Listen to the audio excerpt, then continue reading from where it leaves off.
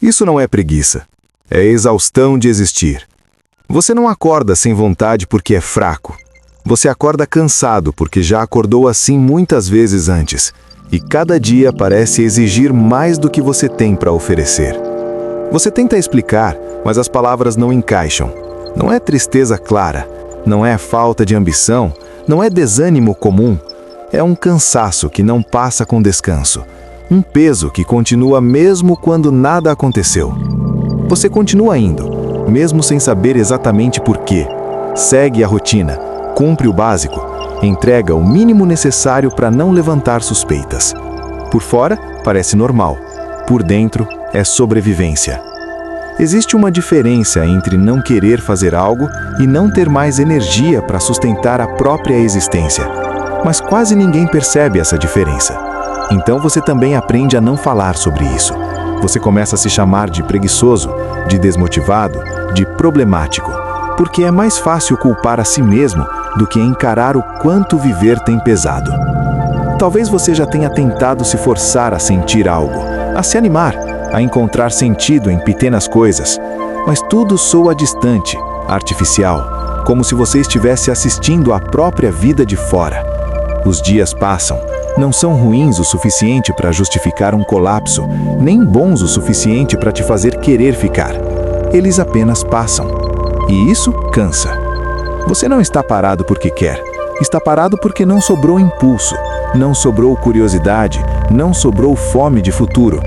Existe um tipo de exaustão que nasce quando você vive muito tempo fazendo o que precisa e quase nunca o que sente. Quando você se adapta demais, quando se molda para caber, quando engole pensamentos para não incomodar. Cada adaptação tira um pouco de você. E ninguém avisa que isso tem custo. Você começa a funcionar no automático. E o automático mantém tudo em ordem, menos você. As coisas que antes despertavam algo, agora parecem neutras. Conquistas não empolgam, descansos não recuperam, planos não animam, e você se pergunta se isso é crescer.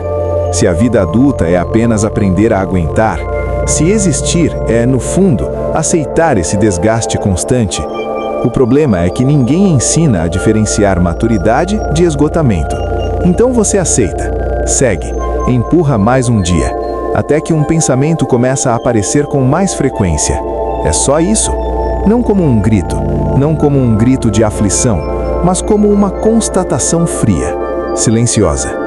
Você percebe que não está exatamente infeliz, está distante, distante de si, distante do que sente, distante do motivo de continuar.